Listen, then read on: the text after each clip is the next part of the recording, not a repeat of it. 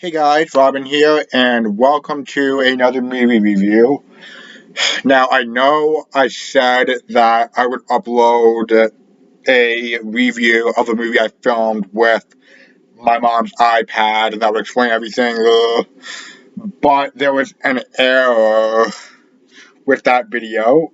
So basically, what I usually do when uploading a video is I wait for my parents to go to bed.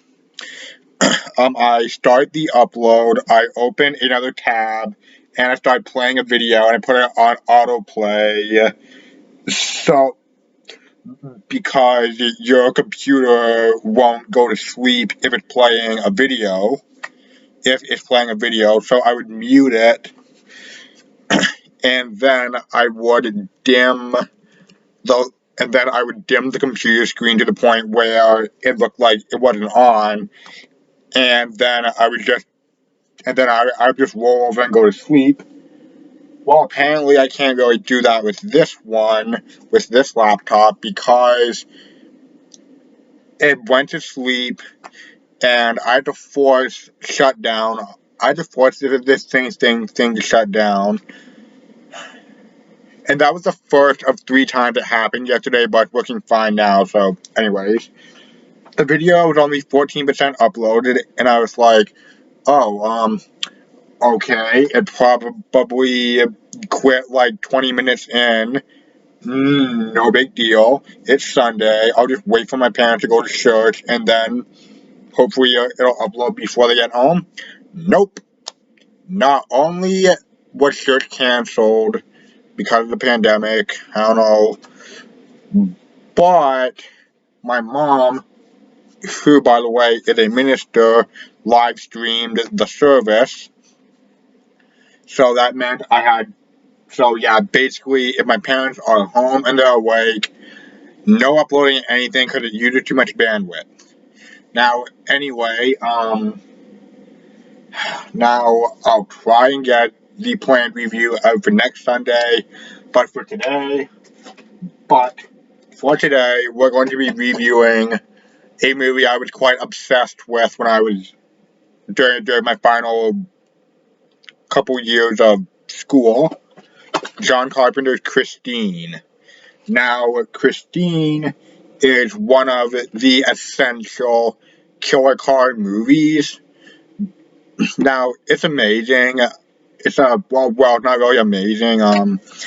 In fact, one thing that I find kind of strange about this movie is that it's an adaptation of a Stephen King novel, kind of like Carrie, or Maximum Overdrive. But the thing is,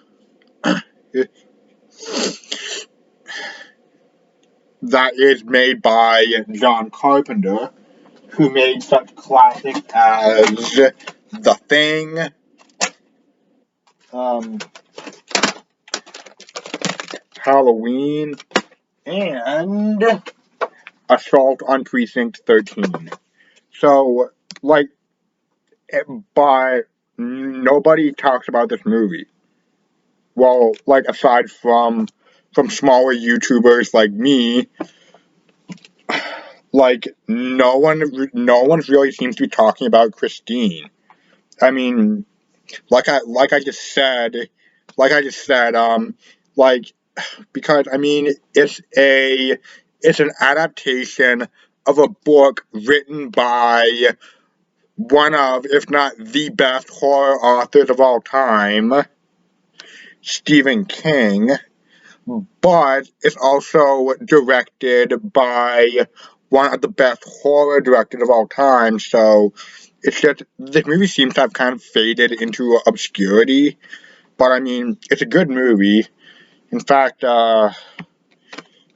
Christine, she's not just a car, that actually kind of made her a character. Like, she's able to express jealousy, she's able to express anger and sadness, which you don't really see often in a film. It's just a car it, you see it in films where the killer car is a vehicle that is alive. Well, except maybe, except maybe in Herbie Fully Loaded, but Herbie's not a killer car, so moving on. In fact, I showed my friend the scene in the film where Moochie dies, and she was like, "So," and he was like, "So this is basically Christine turned evil." I'm mother. So this is basically Herbie gone evil, and I was like, "Yeah, pretty much." Yeah, and yeah, it's just so yeah. Now I do like this movie, but I do not like the ending at all. I feel like, well, I'll get more of that later. So anyway, Christine is about this teenager named Arnie Cunningham, who is bullied, who is your typical high school nerd who is picked on by all the assholes at school and falls in love with an old rust bucket car. We've been very known story by people who know this movie, and the car, basically he becomes obsessed with the car. The car becomes possessive of him, like a yeah, and yeah, and basically, and yeah, and so basically Arnie gets a girlfriend, but she ditches him when it becomes obvious that he cares more about the car than her. Because there's a scene where she like almost chokes to death on something, and and she manages to unlock the door, and this random guy pulls her out of the car and does a Heimlich on her, which in the original book, yes, I've read the book, it was some hitchhiker they had picked up, and yeah, basically there are quite a few differences between this movie and the book, which I'll go over that now. So in the book, Moochie, well, okay, so there are going to be some spoilers for how people die in the book. So if you have not read the book, mute the video, and when I go like this, it's good. And when I go like this, you're good to unmute, okay? Okay, and for those of you who opted not to mute, um, a lot of the deaths in the book, I think, wait, like almost every single death in the book is different than it is in the movie. In fact, every death is different. Okay. So in the movie, the first person to die is Moochie. Christine chases him down and crushes him in half. And then two of Buddy Reverton's cronies are killed in the gas station explosion, and and Buddy himself is ran over by Christine, who was on fire, and Will Darnell is crushed. It is crushed up against the steering column. But in the book, things happen differently. Okay, in the book, Moochie is killed when Christine. Moochie is killed when Christine runs over him, then backs over him, runs over him again, backs over him again, and then one more time each way. So he basically runs him over and backs over him twice, basically turns him into roadkill. Um, Buddy, um, now, Buddy, Buddy's cronies, which by the way, in the book, there's actually 5 of them and not 4. Because in the book, Arnie initially parks Christine in an airport parking lot, and after she's wrecked, wait, no, no, no, after Christine is restored, he basically parked at an airport parking lot, And yeah, that's pretty much it. Yeah, for the book. Anyways, Vandenberg and Trelawney are killed when Christine basically causes Buddy's Camaro to crash, and Buddy himself survives, but Christine later basically kills him more or less the same way Lucy did. Although in the book, Christine isn't like alive and sentient herself.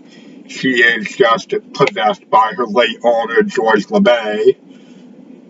No, wait, Roland LeBay. George was the brother. My bad. It's been a long time since I read the book, if you couldn't tell. Now, now, which honestly, I'm kind of glad. Anyway, back to the book. To the book to movie, and then Buddy is killed when Christine just basically plows into him, and Darnell is killed when Christine like literally breaks through the wall of his house and he's climbing up the stairs to get away from her, and he dies from a heart attack. Nothing special there, and and and Junkins in the movie He Lived, in the book Christine basically causes him to crash. And welcome back for those of you that muted. To basically sum it up, the deaths in the book and film are very different. However, however, it's however the kills in the film that they had to make it more spectacular. Although I do kind of wish in the film we actually got to see the aftermath of what happened to Lucy instead of just being told about it. But yeah, I do like this movie. I watched it all the time, like when I was like in 7th and 8th grade. In fact, I was obsessed with this movie. In fact, it briefly replaced Godzilla as my number one obsession. But I fell back into Godzilla, and now I kind of just appreciate this as a killer car movie. Because I mean, to be honest, like there's the book, the movie, and the car itself. Like that's it. Like that's it. Like again, like going back to this film being underrated. It's just, I mean, like all the was just one book, one movie, and a music video from John Carpenter a few years ago. But that was it. Like this thing didn't get like this thing hadn't been remade. I mean, they might remake it, but I hope not, because that would mean destroying some more 58 Plymouth, which, I mean, the cars are rare enough alone. I think they totaled like 30 of them while making this movie. But yeah, it's a pretty decent killer car movie, but I do not like the way this film ends. I wish the car had won, basically. And yeah, and I actually did see a car very similar to the Plymouth Fury in the film. It was a Dodge Mayfair, which is a Canada only car, and it was basically exactly like Christine, only the front, like every bit of the car, like the side trim, it looked basically just like Christine except for the front end, which of course it was a Plymouth body and trim with a Dodge front. Yeah. So yeah, Christine, it's a pretty good killer car movie. Although although Arnie kind of becomes like a bit too much of an asshole, so it kind of makes you a bit like it makes you a bit like hard to feel sympathetic for him. In fact, I felt a hell of a lot more sympathy for the car than I did Arnie. But yeah, I mean, if they do remake this, hopefully all the scenes that call for a car to be damaged are done with CG, because otherwise I'm not gonna be too happy. So yeah, just yeah, Christine. Which, by the way, the movie actually like went into production before the book even came out, which is something, I guess. I don't know. I mean, you could say they like made the book. They made a movie to promote the book. You could argue the other way around. If you ask me, it doesn't really matter because I mean, it's a good adaptation. It's a great adaptation. It's a great adaptation. I mean, I mean, it kind of stinks that a lot of people who made this film, like, not counting, not counting Stephen King and Harry Dean Stanton, and John Carpenter, of course, no one else involved with the film kind of like had much of a career after this, you know? I mean, they just kind of like not been doing a whole lot since this movie. But yeah, I mean, if you haven't seen Christine yet, it's a pretty good film, and the the movie score, although basic, it is really good. Although bad to the bone, does play during the factory scene at the start, and it's I don't know now I don't know if it was an issue with how the music was like put into the film. I don't know if something kind of went wrong during the edition process, but the song sounds like a little hollow, kind of. Like it kind of sounds like you're at a concert, but there's no speakers like whatsoever, and you're sitting like 30 feet away from the stage. That's kind of what it sounds like. But yeah, it's a good film. The acting's good. The writing is good. The only thing, again, aside from the ending, because I wish I wish Christine had won, because there's not really a whole lot of likable human characters in the film. I mean, yeah, you sympathize with Arnie at first when he's being picked on, but when he starts acting like a dick and driving like an asshole, it becomes a bit difficult to like feel sorry for him. To feel sorry for him, you know. Well, I mean, the only likable character in the film is pretty much the car, but that's because the '58 Plymouth Fury is not a bad-looking vehicle. I mean, yeah. In fact, like hell, I want one, man. I mean, I'd love to have one. I mean, preferably without the Yander personality. If I pronounced that wrong, I probably pronounced that wrong, and if I did, please direct your comments to someone who cares. Now, so yeah, Christine, go ahead, watch it. Yeah. So, yep. Thank you all for watching this video. Again, I'm sorry the review that was supposed to come out on Sunday didn't, but hopefully this will be coming out like soon. So, so I thought I'd just pull out. So I thought I'd just put out a killer card review to kind of make it up to you guys. Okay.